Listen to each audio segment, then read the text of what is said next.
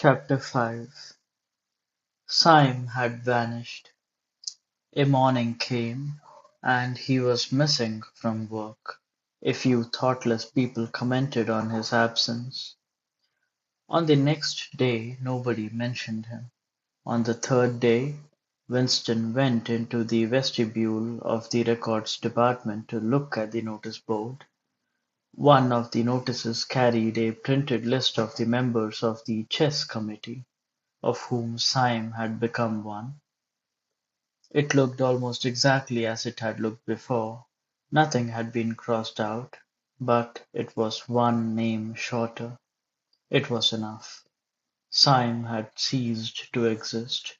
He had never existed. The weather was baking hot. In the labyrinthine ministry, the windowless, air-conditioned rooms kept their normal temperature. But outside the pavements scorched one's feet, and the stench of the tubes at the rush hours was a horror. The preparations for Hate Week were in full swing, and the staffs of all the ministries were working overtime. Processions, meetings, military parades, lectures, waxworks, displays, film shows, telescreen programs all had to be organized. Stands had to be erected, effigies built, slogans coined, songs written, rumors circulated, photographs faked.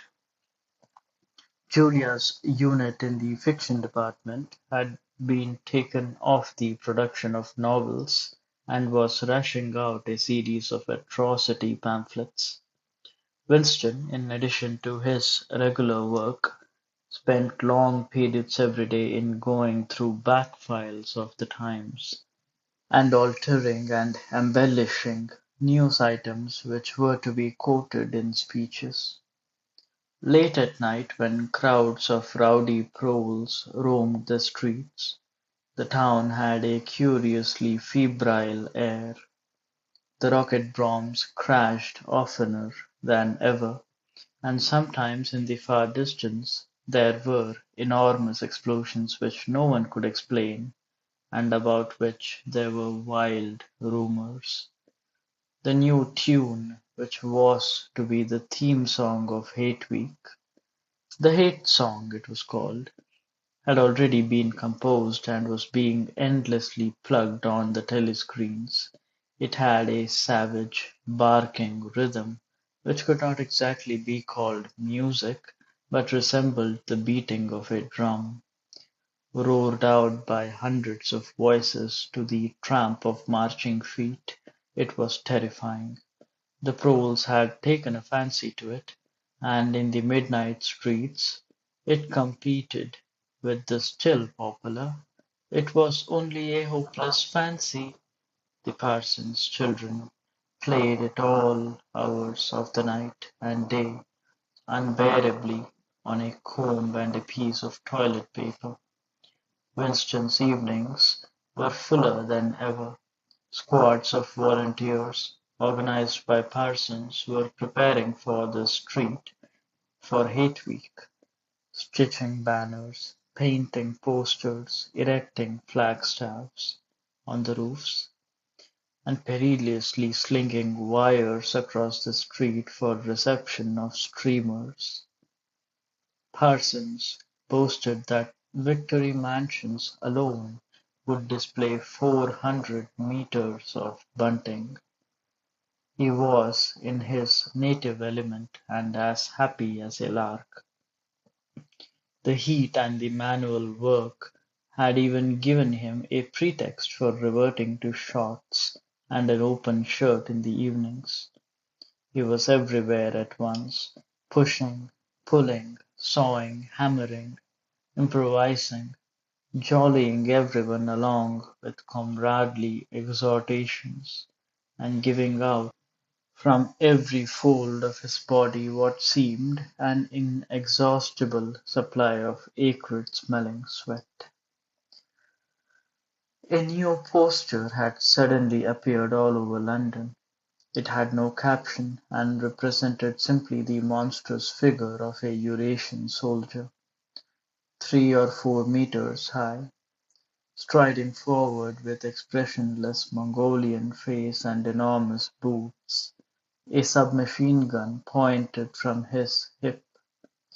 From whatever angle you looked at the poster, the muzzle of the gun, magnified by the foreshortening, seemed to be pointed straight at you. The thing had been plastered on every blank space on every wall, even outnumbering the portraits of Big Brother. The trolls, normally apathetic about the war, were being lashed into one of their periodical frenzies of patriotism, as though to harmonize with the general mood. The rocket bombs had been killing larger number of people than usual. One fell on a crowded film theater in Stepney, burying several hundred victims among the ruins. The whole population of the neighborhood turned out for a long, trailing funeral which went on for hours and was in effect an indignation meeting. Another bomb fell on a piece of waste ground which was used as a playground, and several dozen children were blown to pieces. There were further angry demonstrations. Goldstein was burned in effigy, hundreds of copies of the poster of the Eurasian soldier were torn down and added to the flames, and a number of shops were looted in the turmoil.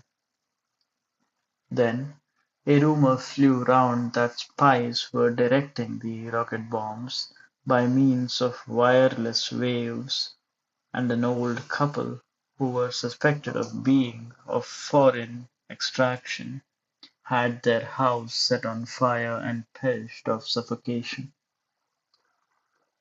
In the room over Mr. Charrington's shop, when they could get there, Julia and Winston lay side by side on a stripped bed under the open window, naked for the sake of coolness. The rat had never come back, but the bugs had multiplied hideously in the heat. It did not seem to matter. Dirty or clean, the room was paradise. As soon as they arrived, they would sprinkle everything with pepper bought on the black market, tear off their clothes, and make love with sweating bodies, then fall asleep and wake to find that the bugs had rallied and were massing for the counter-attack. 4, 5, 6, 7 times they met during the month of June. Winston had dropped his habit of drinking gin at all hours. He seemed to have lost the need for it. He had grown fatter. His varicose ulcer had subsided, leaving only a brown stain on the skin above his ankle. His fits of coughing in the early morning had stopped. The process of life had ceased to be intolerable. He had no longer any impulse to make faces at the telescreen or shout curses at the top of his voice. Now that they had a secure hiding place, almost a home, it did not even seem a hardship that they could only meet infrequently and for a couple of hours at a time. What mattered was that the room over the junk shop should exist. To know that it was there, inviolate, was almost the same thing as being in it. The room was a world, a pocket of the past where extinct animals could walk. Mr. Charrington, thought Winston, was another extinct animal. He usually stopped to talk with Mr. Charrington for a few minutes on his way upstairs. The old man seemed seldom or never to go out of doors, and on the other hand, he had almost no customers. He led a ghost-like existence between the tiny, dark shop and an even tinier back kitchen, where he prepared his meals, and which contained, among other things, an unbelievably ancient gramophone with an enormous horn. He seemed glad of the opportunity to talk, wandering about among his worthless stock, with his long nose and thick spectacles and his bowed shoulders in the velvet jacket. He had always vaguely the air of being a collector rather than a tradesman. With a sort of faded enthusiasm he would finger this scrap of rubbish or that, a china bottle stopper, the painted lid of a broken snuff-box, a pinchbeck locket containing a strand of some long-dead baby's hair, never asking that Winston should buy it, merely that he should admire it. To talk to him was like listening to the tinkling of a worn-out musical box. He had dragged out from the corners of his memory some more fragments of forgotten rhymes.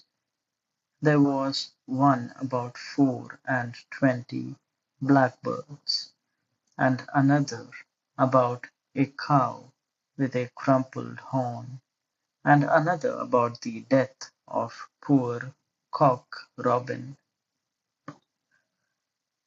"It just occurred to me that you might be interested," he would say with a deprecating little laugh, whenever he produced a new fragment, but he could never recall more than a few lines of any one rhyme.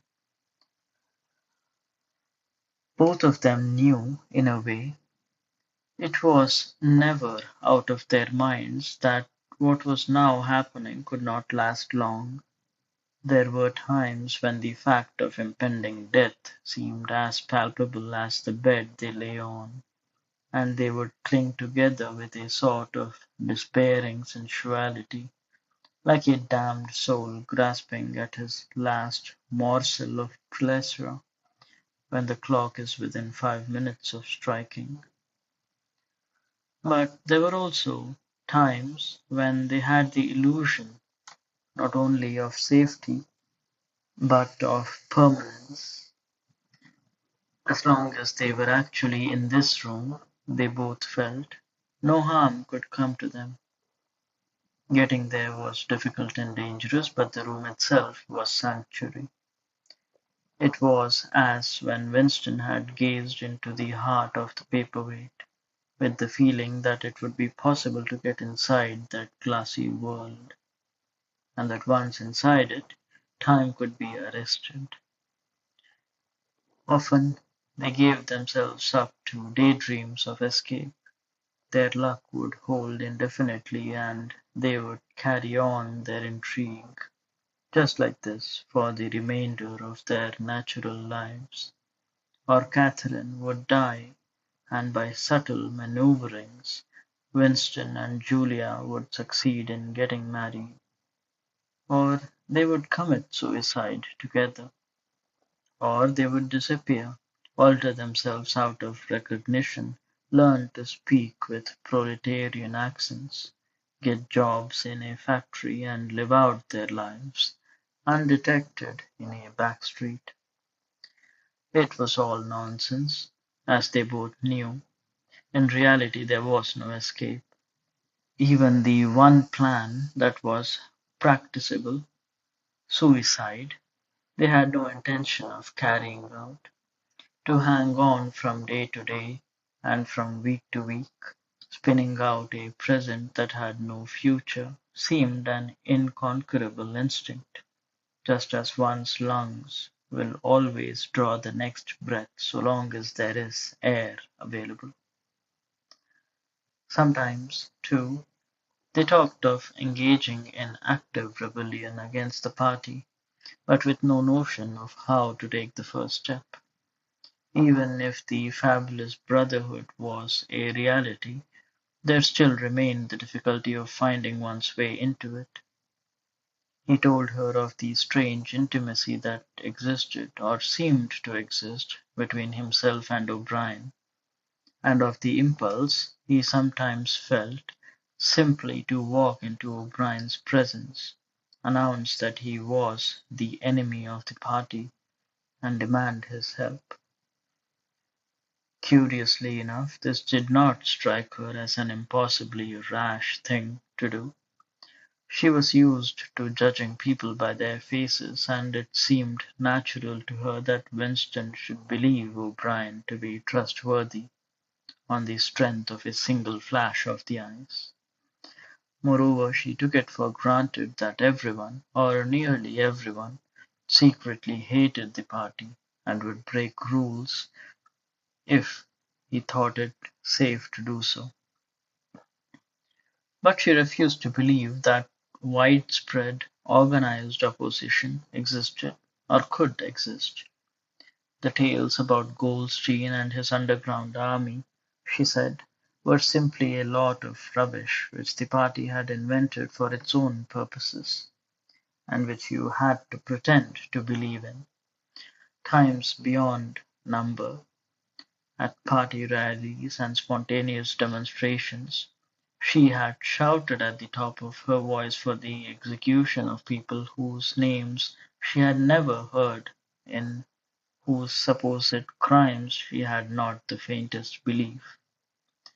When public trials were happening, she had taken her place in the detachments from the Youth League who surrounded the courts from morning to night, chanting at intervals, "Death to the traitors!" During the 2-minute hates, she always excelled all others in shouting insults at Goldstein. Yet she had only the dimmest idea of who Goldstein was and what doctrines he was supposed to represent. She had grown up since the Revolution and was too young to remember the ideological battles of the 50s and 60s. Such a thing as an independent political movement was outside her imagination.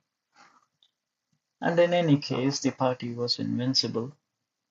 It would always exist, and it would always be the same.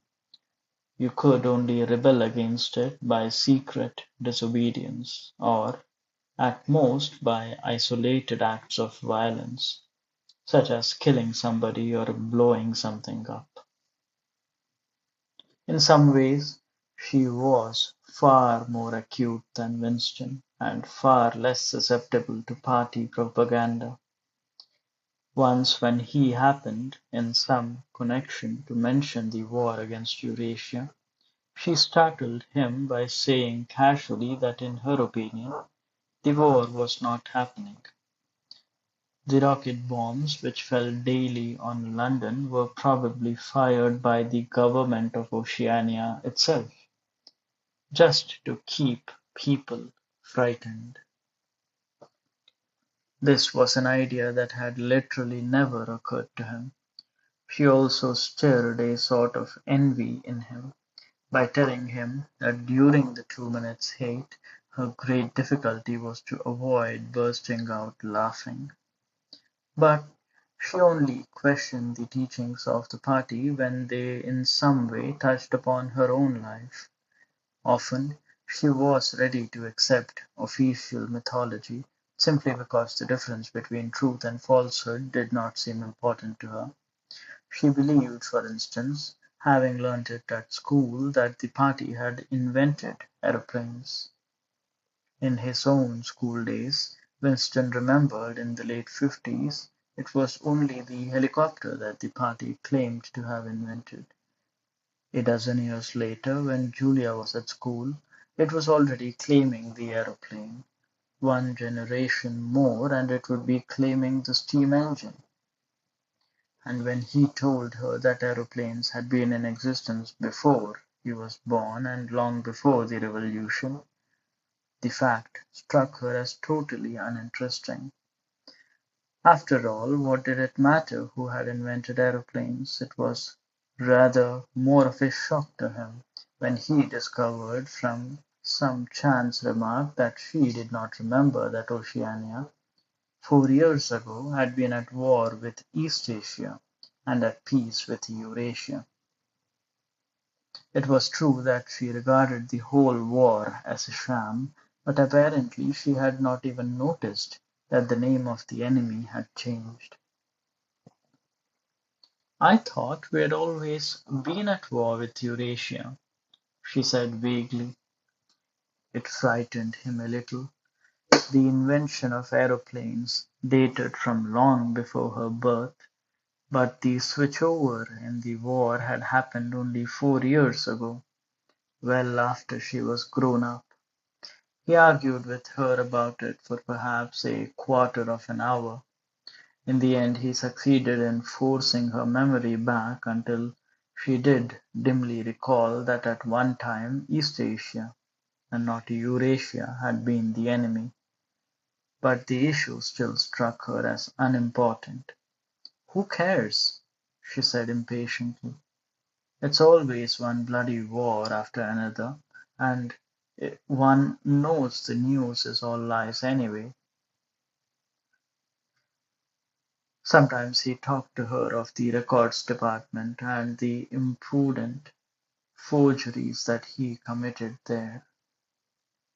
Such things did not appear to horrify her. She did not feel the abyss opening beneath her feet at the thought of lies becoming truths. He told her the story of Jones, Aronson, and Rutherford, and the momentous slip of paper which he had once held between his fingers. It did not make much impression on her.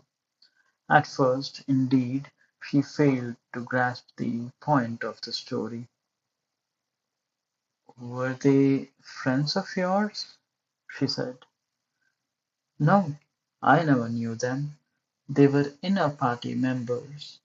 Besides, they were far older men than I was. They belonged to the old days, before the Revolution. I barely knew them by sight." "Then what was there to worry about? People are being killed all of the time, aren't they?" He tried to make her understand. This was an exceptional case. It wasn't just a question of somebody being killed. Do you realize that the past, starting from yesterday, has been actually abolished? If it survives anywhere, it's in a few solid objects with no words attached to them, like that lump of glass there. Already we know almost literally nothing about the Revolution and the years before the Revolution. Every record has been destroyed or falsified, every book has been rewritten, every picture has been repainted, every statue and the street and building has been renamed, even every date has been altered. And that process is continuing day by day and minute by minute. History has stopped. Nothing exists except an endless present in which the party is always right. I know, of course, that the past is falsified, but it would never be possible for me to prove it, even when I did the falsification myself. After the thing is done, no evidence ever remains. The only evidence is inside my own mind, and I don't know with any certainty that any other human being shares my memories.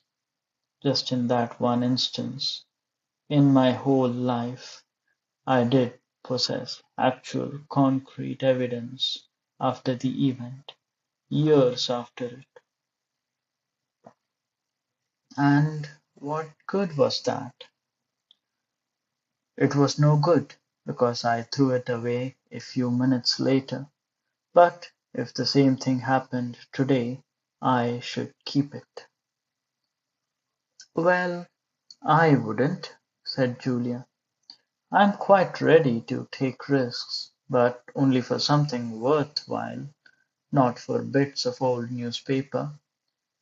What could you have done with it, even if you had kept it?" "Not much, perhaps, but it was evidence. It might have planted a few doubts here and there, supposing that I dared to show it to anybody. I don't imagine that we can alter anything in our own lifetime, but One can imagine little knots of resistance springing up here and there, small groups of people banding themselves together and gradually growing, and even leaving a few records behind, so that the next generations can carry on where we leave off. I'm not interested in the next generation, dear. I'm interested in us. You're only a rebel from the waist downwards, he told her. She thought this brilliantly witty and flung her arms round him in delight. In the ramifications of party doctrine she had not the faintest interest. Whenever he began to talk of the principles of Ingsoc, doublethink, the mutability of the past and the denial of objective reality, and, to use newspeak words, she became bored and confused, and said that she never paid any attention to that kind of thing. One knew that it was all rubbish, so why let oneself be worried by it? She knew when to cheer and when to boo, and that was all one needed. If he persisted in talking of such subjects, she had a disconcerting habit of falling asleep. She was one of those people who can go to sleep at any hour and in any position. Talking to her, he realized how easy it was to present an appearance of orthodoxy while having no grasp whatever of what orthodoxy meant. In a way, the world-view of the party imposed itself most successfully on people incapable of understanding it. They could be made to accept the most flagrant violations of reality because they never fully understood, grasped the enormity of what was demanded of them, and were not sufficiently interested in public events to notice what was happening. By lack of understanding, they remained sane. They simply swallowed everything, and what they swallowed did them no harm, because it left no residue behind, just as a grain of corn will pass undigested through the body of a bird.